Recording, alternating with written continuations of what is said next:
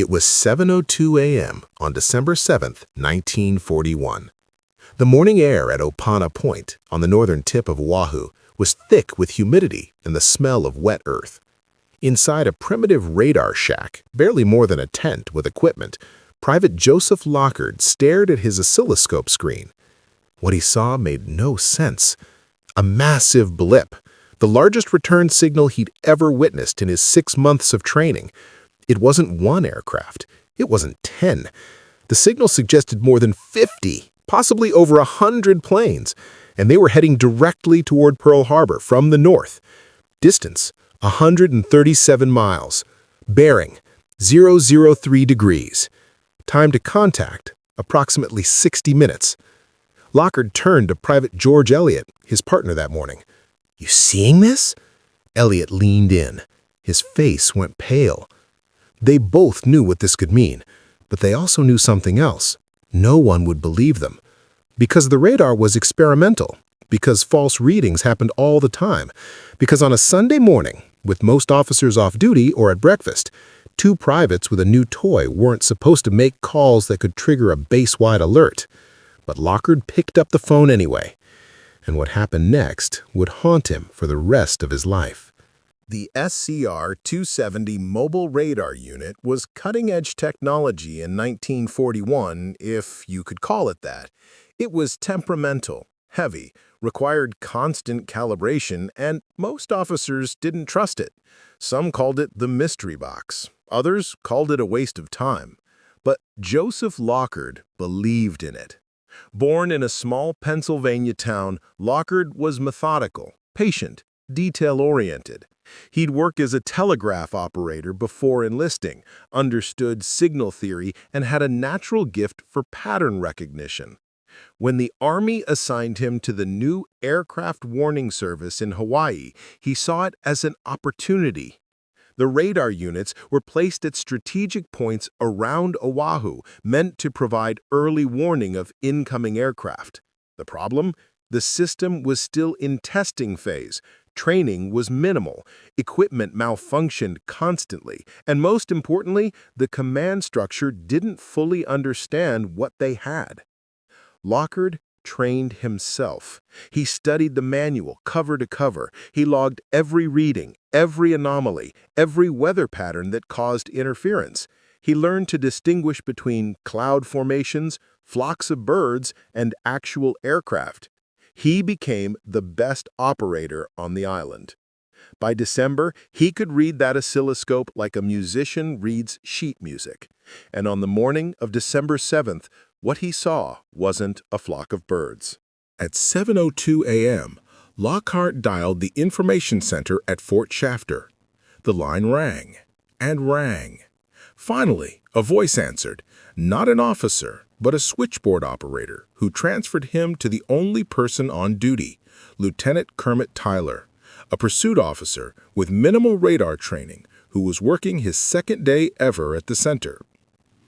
Lockard reported the contact.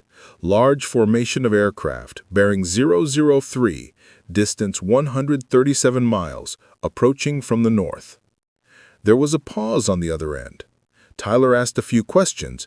Lockard gave the details: size, direction, speed. Then Tyler said the words that would echo through history. "Don't worry about it." He explained that a flight of B-17 bombers was expected that morning from California, coming from roughly the same direction. It must be them. Lockhart tried to stress the size of the formation. This was too large for a dozen bombers. But Tyler was firm. He had information Lockhart didn't.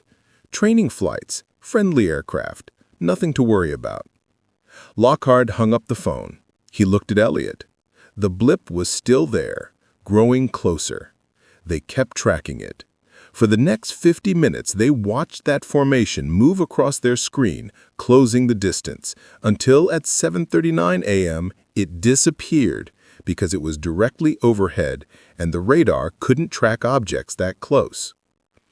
15 minutes later, the first bombs fell on Pearl Harbor. By 7:55 a.m., Oahu was burning. Battleships erupted in flames. Airfields were shredded. Over 2,400 Americans died in less than 2 hours. The Pacific Fleet was crippled, and in a radar shack on Opana Point, Joseph Lockard and George Elliott sat in stunned silence, listening to explosions rumble across the island. They had seen it coming. They had reported it, and nothing had been done. In the aftermath, investigations began immediately. Who knew what? When did they know it? Why wasn't the warning acted upon? Lockard testified multiple times. He wasn't blamed, not officially, but the weight of it crushed him anyway. Lieutenant Tyler explained his reasoning. He'd been told that whenever the radar was operating, not to worry about any formations coming in. He'd assumed it was the B-17s. He didn't know the Japanese were coming from that exact direction. No one did. But here's what haunts the story. Lockard had given them an hour, a full hour of warning. 60 minutes to scramble fighters, alert anti-aircraft crews, prepare defenses. It wouldn't have stopped the attack, but it might have blunted it. Planes could have gotten airborne. Guns could have been manned. The surprise would have been broken. Instead, the warning dissolved into the fog of peacetime assumptions and bureaucratic inertia. After Pearl Harbor, radar became sacred. What had been an experimental curiosity became a cornerstone of military defense. The SCR-270 units, once mocked, were suddenly indispensable. Training programs expanded, protocols were established, chain of command was clarified. And Joseph Lockard?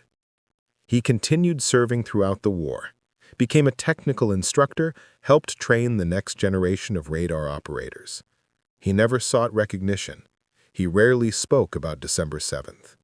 When asked, he would only say, "We did our job. The system didn't." Decades later, military historians would use the Opana Point incident as a case study in intelligence failure, not because the technology failed, but because the human systems around it did. Lockard had the information, he reported it correctly, but it was filtered through disbelief, inexperience, and a culture that hadn't yet learned to trust its own eyes. The lesson wasn't about radar, it was about listening.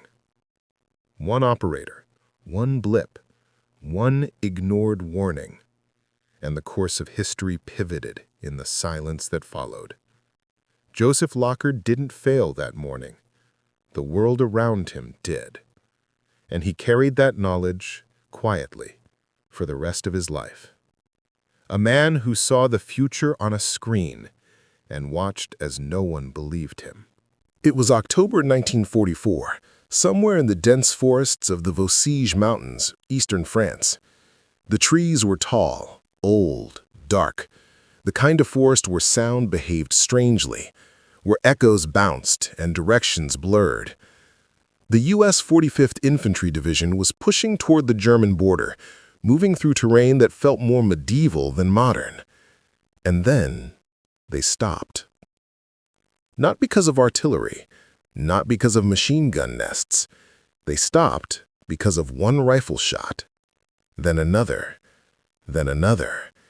each one precise, each one lethal, each one seemingly coming from a different location.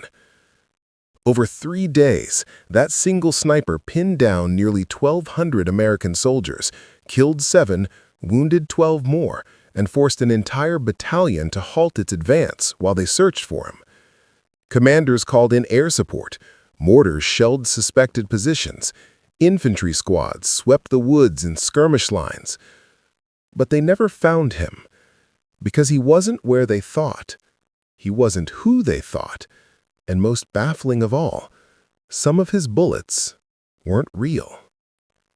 His name was Josef Allerberger, and he was rewriting the rules of psychological warfare, one shot at a time. Josef Allerberger was born in the mountains of Austria, where shooting wasn't a sport, it was survival. His father was a hunter and forester.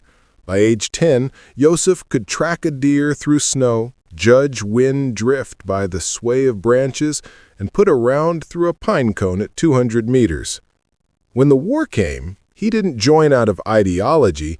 He joined because the army came to his village and said, "Join or be conscripted." He chose the former. By 1943, he was a gift writer, a lance corporal in the Wehrmacht, assigned to the Eastern Front as a designated marksman. He hated it, hated the killing, hated the cold, hated the orders. But he was good at it, terrifyingly good. By the time he was transferred to the Western Front in 1944, he'd been credited with over 200 confirmed kills, though he never kept count himself. "I didn't shoot people," he would later say in a rare interview. "I shot problems." And in the vase, the Americans were the problem. Here's where it gets strange. Allerberger had been cut off from his unit during a chaotic withdrawal. He was alone, low on ammunition, and surrounded by an advancing American force that outnumbered him 1,000 to 1. Most soldiers would surrender. Allerberger started carving. Using a knife and a piece of hardwood, he carved dummy bullets, decoys that looked and felt like real rounds, but wouldn't fire. He loaded them into spare casings, mixed them into his ammunition pouches, and used them strategically.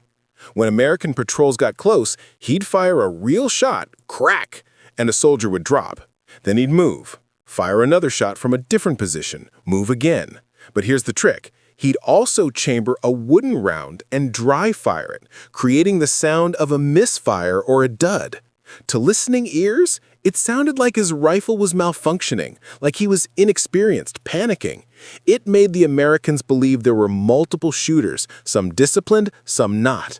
It scattered their focus. They started shooting at shadows, at each other's echoes, at nothing. Meanwhile, Allerberger was watching, repositioning, waiting. Day 1. 7 dead, 3 wounded. No visual contact. American forces dig in, call for artillery. Shells blanket the forest. Allerberger is a quarter-mile away, hidden in a dry creek bed, eating cold rations and watching the tree line explode. Day 2. 4 more casualties. This time, a lieutenant is hit through the neck at 400 meters. The shot comes from high ground. Search teams climb the ridge. They find nothing, because Allerberger fired from a tree, then climbed down and moved laterally through the undergrowth. He's now behind them. Day 3. Sniper teams are brought in. Counter-snipers with scopes, trained specifically for this. They set up overlapping fields of fire, but Allerberger doesn't take the bait. He fires one round, far to the east. While the counter-snipers reposition, he slips west and vanishes into the fog. By the end of the 3rd day, the 45th Division's advance had stalled. Morale was sinking. Rumors spread. There's a whole sniper company in those woods. They've got the high ground. They've got spotters. But it was one man, one rifle, and a few pieces of wood. On the 4th day, Allerberger ran out of ammunition. Not wooden bullets, real ones. He had 3 rounds left. He used one to cover his retreat, fired the second into the air to create a false position, and saved the 3rd. Then he walked east, parallel to the American line, and rejoined German forces 20 miles away. No one knew he'd been there. No fanfare, no report, no commendation. Just a quiet, exhausted man who'd held a division at bay with ingenuity and nerve. Years later, historians analyzing U.S. after-action reports from that sector found a single notation: sniper activity, Vosges sector, Oct. 12 through 15, estimated 4 to 6 enemy shooters, no bodies recovered. 4 to 6 shooters. It was 1.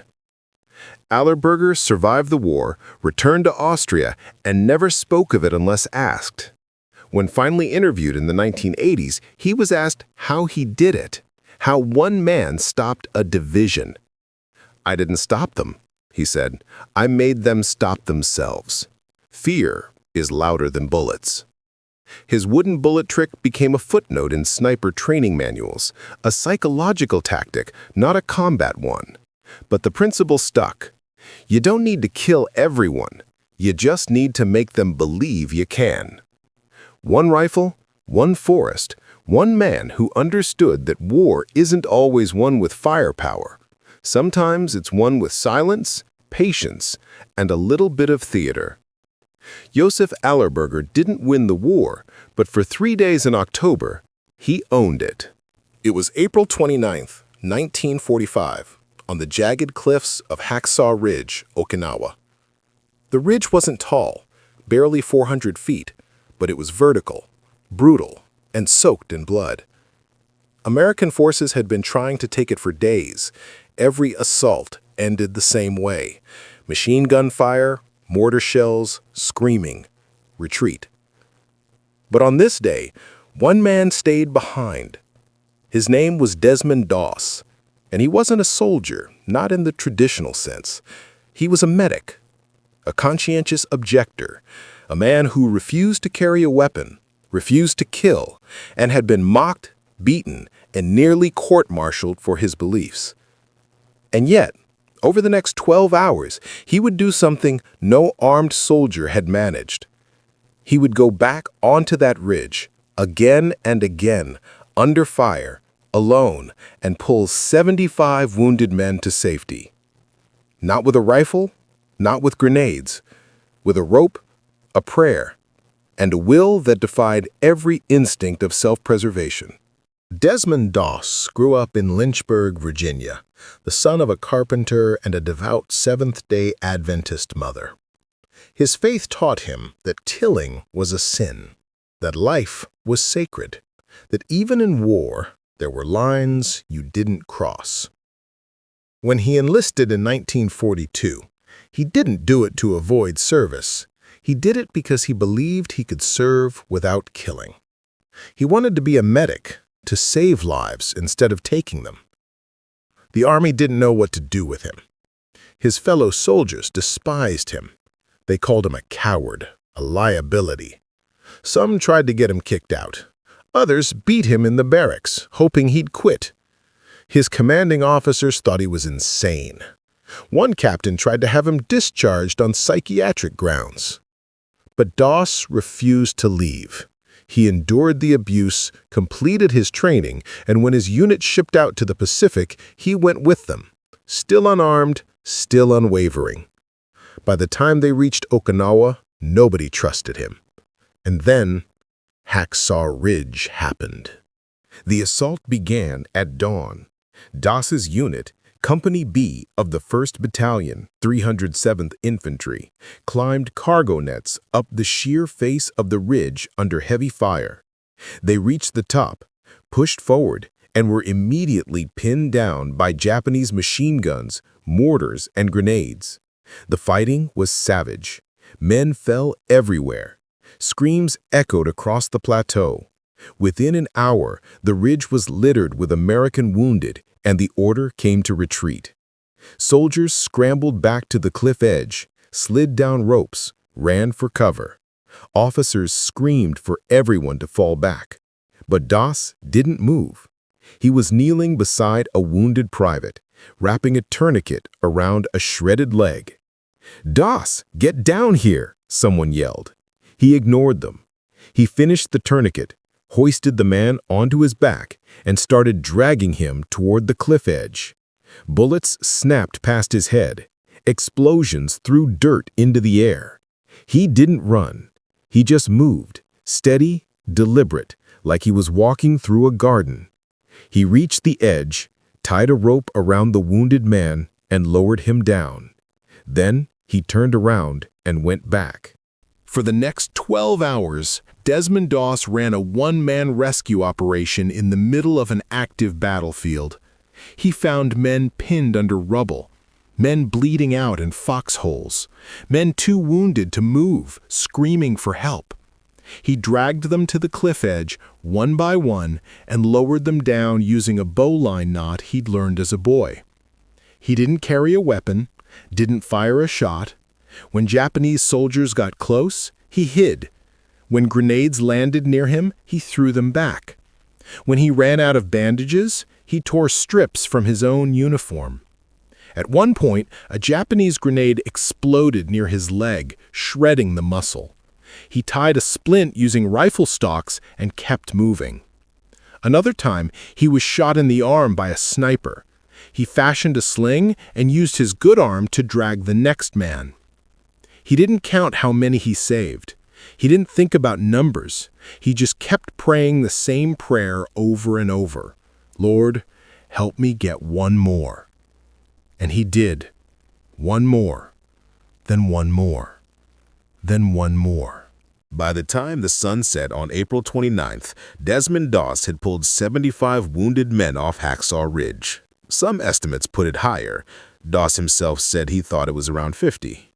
His commanding officers split the difference and recorded 75. When he finally climbed down, his uniform was soaked in blood. None of it his own. His hands were raw. His body was shaking. A chaplain asked him how he did it. "I don't know," Doss said. "I just didn't want to leave them." 3 weeks later, Desmond Doss became the first conscientious objector to receive the Medal of Honor. President Truman draped it around his neck at the White House. Reporters asked him if he regretted not carrying a weapon. "No," he said. "I saved more lives without one." Desmond Doss didn't win the Battle of Hacksaw Ridge. The Army did that, days later, with flamethrowers and artillery. But Doss won something else. He proved that courage doesn't require a weapon, that conviction doesn't need to compromise, and that one unarmed man with enough will can hold a line no rifle ever could. His story became a legend. His fellow soldiers, the ones who'd mocked him, beaten him, doubted him, later said he was the bravest man they'd ever known. After the war, Doss returned to Virginia, worked as a carpenter, and rarely spoke about Okinawa. When asked, he'd only say, "I was just doing my job." But his job wasn't killing, it was saving. And on a blood-soaked ridge in the Pacific, he did it 75 times over. One medic, one rope, one prayer, and 75 men who came home because someone refused to leave them behind. That's not heroism. That's something deeper. That's duty without compromise. And in war, sometimes that's the only thing that wins. It was 2:47 a.m. on June 5, 1944. In a cramped radio room aboard the HMS Hillary, off the coast of Normandy, Lieutenant Commander Kenneth Edwards sat before a transmitter that, according to every regulation in the Royal Navy Handbook, he was absolutely forbidden to use. The message he was about to broadcast would violate radio silence. It would expose Allied positions. It could compromise the entire D-Day invasion, set to begin in less than 4 hours. And yet, his finger hovered over the transmission key. Because 10,000 men were sailing directly into a minefield that command didn't know existed. And if he didn't break every rule in the book right now, they would all die. So he transmitted. One burst. 17 seconds. Unencrypted. In the clear. For anyone, including the Germans, to hear. Stop. Mines. Grid reference Charlie 7. Repeat. Stop. Then he sat back and waited to be arrested. Instead, he became the man who accidentally invented modern emergency protocols. 3 hours earlier, a French resistance courier had stumbled into a British outpost near Caen, half dead from a German patrol chase, clutching a hand-drawn map.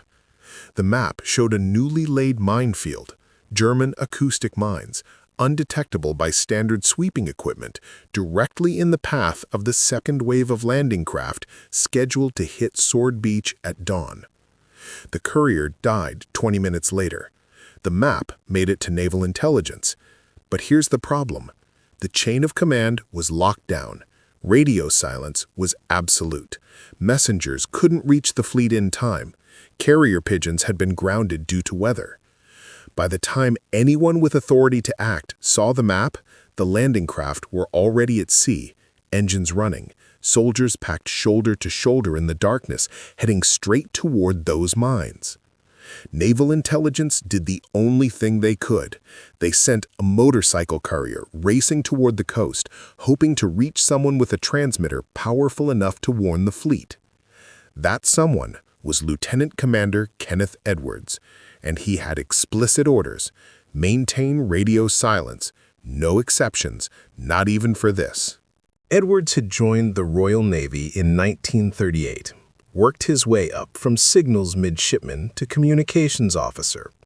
He was known for two things: precision and rule following. His superiors called him by-the-book Edwards. His crew called him the metronome because his shift schedules ran like clockwork. He was not a rebel. He was not a maverick. He was a man who believed in the chain of command because the chain of command kept people alive. But when that courier burst into his radio room, gasping, blood-soaked map in hand, Edwards understood immediately. The system had failed. The rules designed to protect were now going to kill. He looked at the map. He looked at the clock. He did the math. The landing craft were 14 nautical miles out, moving at 8 knots. That gave him approximately 90 minutes before they hit the minefield. Not enough time to get authorization. Not enough time to route the message through proper channels. Not enough time for anything except a choice: obey orders and watch men die, or break the rules and maybe save them. Edwards picked up the microphone. His hand was shaking. His radio operator said, "Sir, if you do this, they'll hang you." Edwards replied, "Then I'll hang." And he transmitted. The message went out in the clear, unencrypted, on an open channel. Every Allied ship within 50 miles heard it. So did the Germans. For 17 seconds, the entire invasion force's radio discipline shattered. Chaos erupted. Some commanders ignored it, assumed it was German disinformation. Others immediately altered course. The destroyers escorting the landing craft slowed, confused, waiting for confirmation. One captain nearly fired on the HMS Hillary, thinking it had been captured and was transmitting false orders. But Captain Michael Bradshaw, commanding the lead destroyer HMS Faulkner, had served with Edwards before. He knew Edwards' voice. He knew Edwards didn't panic. So Bradshaw made his own illegal decision. He broke formation, raced ahead of the landing craft, and began depth charging the grid reference Edwards had given. 17 explosions. 17 German acoustic mines detonated in sequence, sending geysers of seawater 50 feet into the air. The minefield was cleared. The landing craft adjusted course, passed through safely, and hit the beach at 6:17 a.m. with 0 mine casualties. 10,000 men reached Normandy because 2 officers broke the rules. Edwards was arrested the moment he stepped off the HMS Hillary, detained, charged with breach of operational security, unauthorized transmission, and endangerment of Allied forces. The court-martial paperwork was drawn up within 48 hours. But something strange happened. Soldiers from Sword Beach began writing letters, hundreds of them.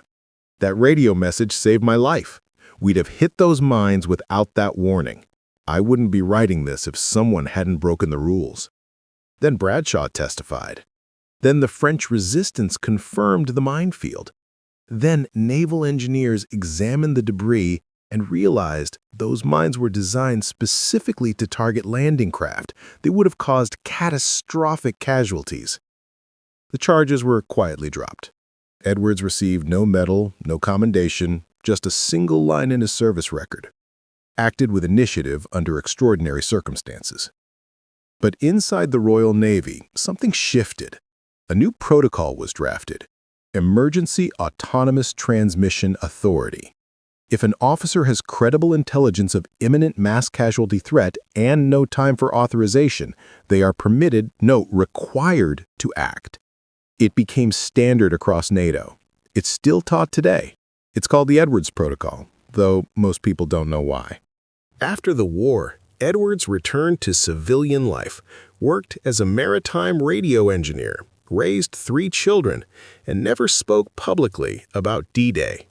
When historians finally tracked him down in 1987, he was 71, living in a quiet cottage in Cornwall. They asked him, "How did you know it was the right call?" He paused for a long time, then said, "I didn't. I just knew the wrong call was doing nothing." They asked if he'd do it again. He said, "I hope I'd never have to." But yes. Kenneth Edwards died in 1994. At his funeral, 7 elderly men showed up unannounced, survivors from Sword Beach. They'd never met him, but they'd spent 50 years wanting to say thank you to the voice on the radio that saved their lives. 1 illegal transmission, 17 seconds, 10,000 lives, and a legacy that rewrote the rules. Edwards didn't break the system, he exposed its weakness. And sometimes, that's what heroes do. They don't follow orders, they follow conscience. And when the two conflict, they choose the harder path. Because in war, the greatest danger isn't breaking the rules, it's following them when they're wrong. It was August 14, 1944, somewhere over Nazi-occupied France. A formation of 36 B-17 flying fortresses droned through cloudless skies, each loaded with 4,000 pounds of high-explosive bombs. Their target? The Luftwaffe airfield at Villers-Cotterêts, a critical German fighter base defending Paris. But someone had made a mistake. A catastrophic, embarrassing, career-ending mistake. The coordinates were wrong, off by 12 miles, and by the time anyone noticed, the bombs were already falling, on the wrong target entirely. What they hit instead would accidentally destroy the German war machine's ability to defend Western Europe, and the Allied command would spend the next 50 years pretending it was intentional. Because if anyone found out the truth, that the most strategically important bombing raid of 1944 was a navigational error, it would undermine the myth of Allied precision. It would expose the chaos behind the curtain. It would prove that sometimes history pivots on incompetence just as much as brilliance. So they classified it, buried it, rewrote the after-action reports, and the navigator who made the mistake never knew he'd accidentally won the war. Second Lieutenant Marcus Tillman was a navigator, not by choice, but by test scores. The Army Air Forces needed navigators desperately. Pilots got the glory, but navigators kept them alive. Tillman had scored high on spatial reasoning tests, so they handed him a sextant, a slide rule, and a crash course in celestial navigation. He was competent, not brilliant, but competent. He'd flown 14 missions over Europe, mostly without incident. A few near misses, a couple of flak encounters, but nothing catastrophic. Until mission 237. The briefing that morning was routine. Target, Villers-Cotterêts airfield. Drop altitude, 22,000 feet. Weather, clear. Expected resistance, moderate. Tillman copied the coordinates into his flight log, double-checked against the map, plotted the course. But here's what he didn't know. The base map he was using had been printed 6 months earlier, before a mapmaker's apprentice had transposed 2 digits in a grid reference. The error was small, barely noticeable, but at 200 miles per hour, 12 miles off course might as well be a different country. And so, as the formation approached what Tillman believed was Villers-Cotterêts, he signaled the bombardier, "Target acquired, prepare to drop." The bombs fell in a tight pattern, textbook precision. Explosions rippled across the landscape. Smoke billowed into the sky. The formation banked hard, turned for home. Mission complete. Except, it wasn't Villers-Cotterêts. It was Les Mureaux, a town 12 miles northeast. And in that town was something the Allies didn't even know existed. A secret German fuel synthesis plant, one of only 3 in occupied France, producing synthetic aviation fuel for the Luftwaffe. The plant was camouflaged, built underground, invisible to aerial reconnaissance. The Germans had been fanatically careful to keep it hidden. No trucks during daylight, no visible smokestacks, no markings. And the Americans had just destroyed it by accident. The explosions ruptured underground tanks, ignited chemical stores, collapsed the main synthesis chambers. Secondary fires burned for 3 days. Over 200,000 gallons of aviation fuel gone. Production capacity obliterated. The plant never reopened. Within 2 weeks, German fighter squadrons across France began reporting fuel shortages. Sorties were cut in half. Defense operations were rationed. By the time the Allies pushed toward Paris later that month, the Luftwaffe resistance was a fraction of what it had been.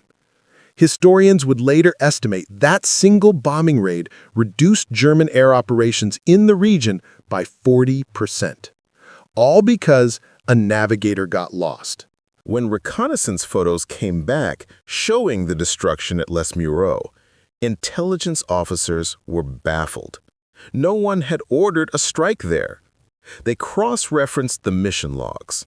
That's when they realized Mission 237 had hit the wrong target.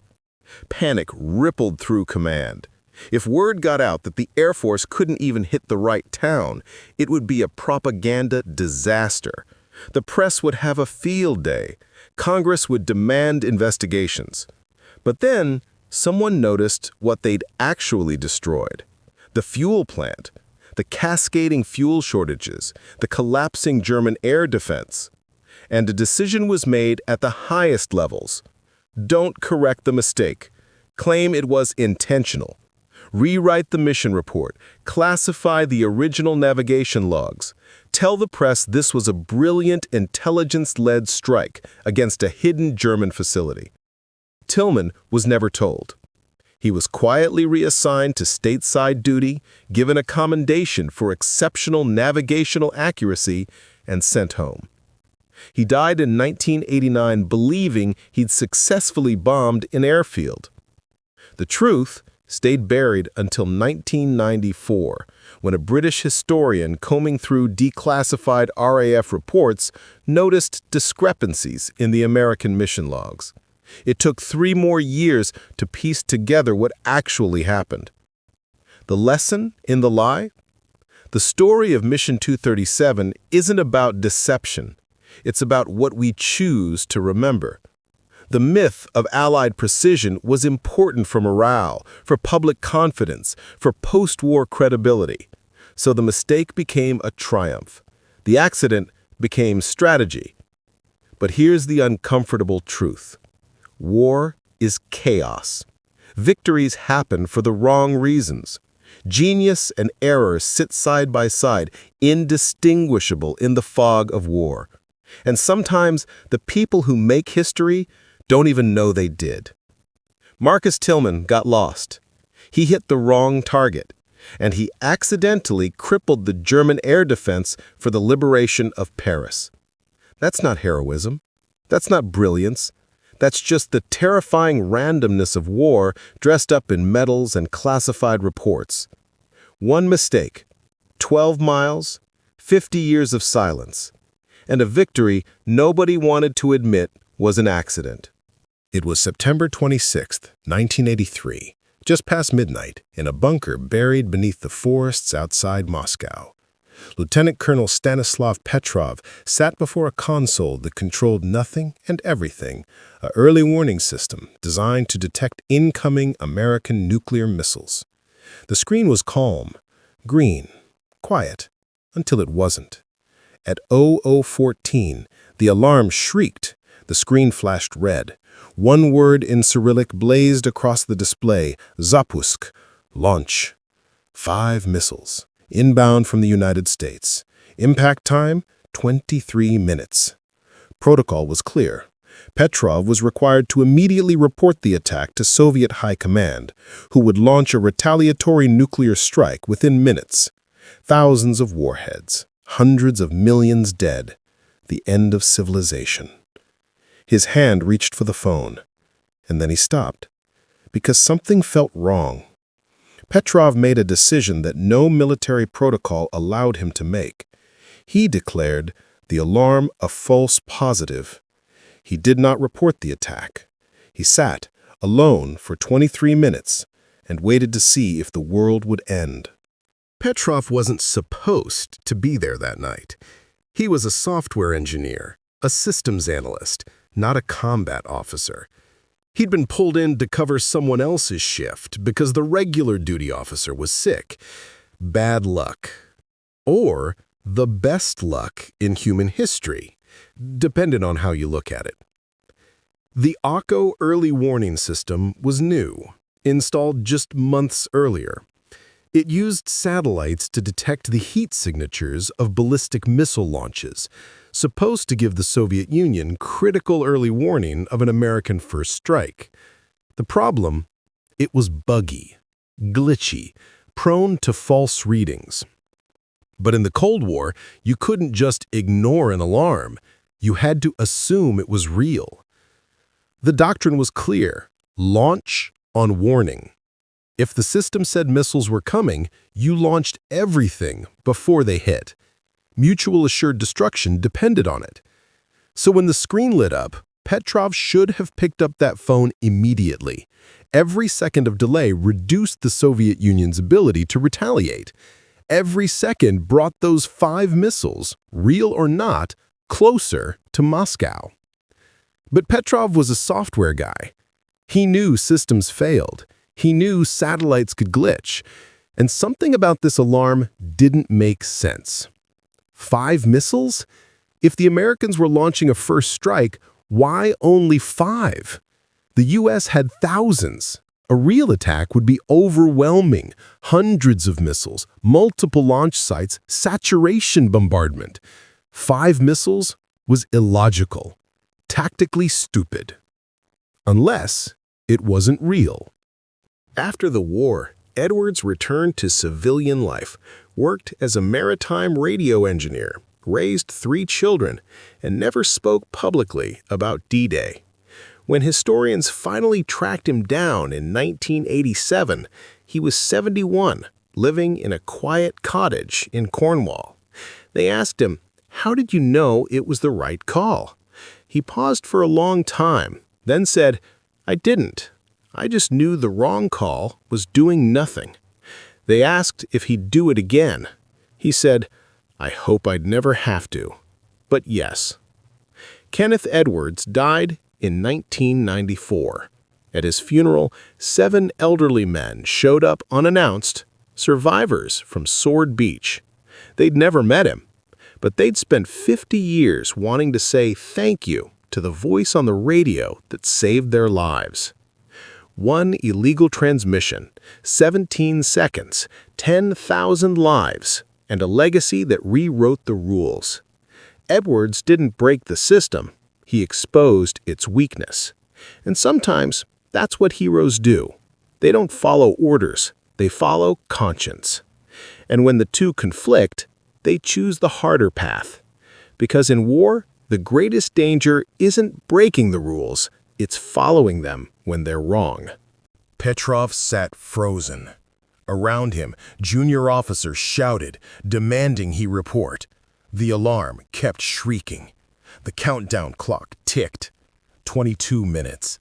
21 minutes. 20 minutes. Every instinct told him to follow protocol. He wasn't authorized to make this call. He wasn't trained for this.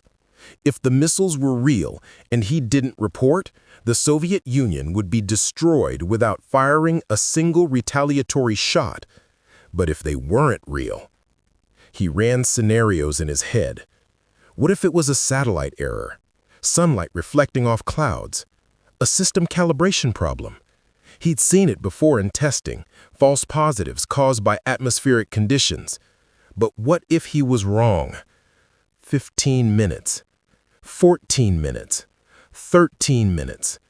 His deputy was screaming now, "Colonel, you must report." Petrov said, "Wait. We don't have time to wait. Then we'll know in 12 minutes. He didn't pick up the phone. He sat. He watched the clock. and he prayed to a God he wasn't sure he believed in that his instincts were right. At 0037, the countdown reached 0. No impacts, no explosions, no mushroom clouds. The system recalibrated. New data came in. False alarm, satellite error, sunlight on high-altitude clouds. Petrov exhaled for the first time in 23 minutes. His hands were shaking. His uniform was soaked with sweat. He picked up the phone and reported. False alarm, system malfunction.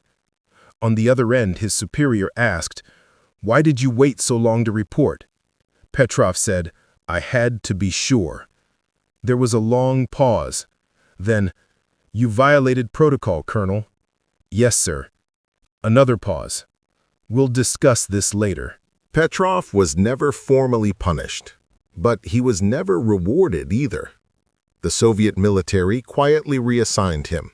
His role in preventing nuclear war was classified. He was told never to speak of it. For 15 years, he lived in obscurity, working low-level technical jobs, fading into the background.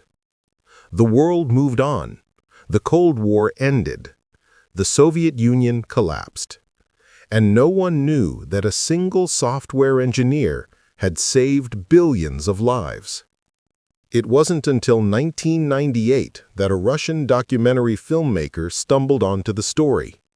He tracked Petrov down, living in a tiny apartment outside Moscow, barely scraping by on a small pension. When asked why he disobeyed orders, Petrov shrugged. "I didn't want to start a war over a malfunction." He was eventually recognized by the United Nations, given the World Citizen Award. Western media called him the man who saved the world. But in Russia, his story was largely ignored. Embarrassing, a reminder of how close they'd come to annihilation over a software bug. Stanislav Petrov died in 2017, alone in his apartment. His death went unnoticed for 4 months. Petrov's story isn't about heroism. It's about doubt, about the terrifying responsibility of human judgment in a system designed to eliminate it. He was supposed to be a relay, not a decision maker. Just pass the information up the chain. Let someone else decide. But he didn't. He paused. He questioned. He used his brain when he was supposed to use the manual. And because of that, you're reading this right now. One man, one false alarm, one decision to wait, and 8 billion people who never knew how close they came. The system wanted him to obey. History needed him to refuse. That's the legacy. Sometimes the most important thing you can do is nothing. Sometimes courage isn't action, it's restraint. And sometimes saving the world looks like a quiet man in a bunker, staring at a countdown and choosing to trust his gut over the machine. He disobeyed orders. He broke the rules. He violated protocol. And he saved everyone.